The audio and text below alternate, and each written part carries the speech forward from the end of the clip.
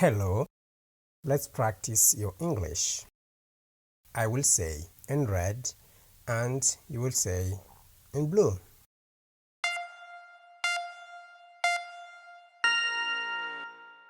Where are you?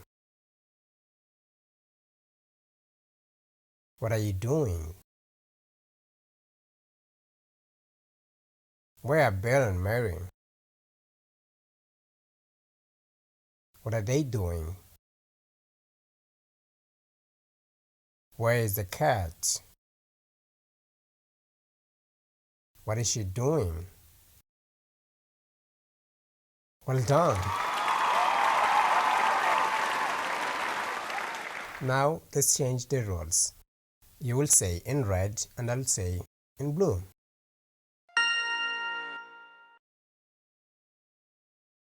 I am in the kitchen. I am cooking dinner. They are in the living room.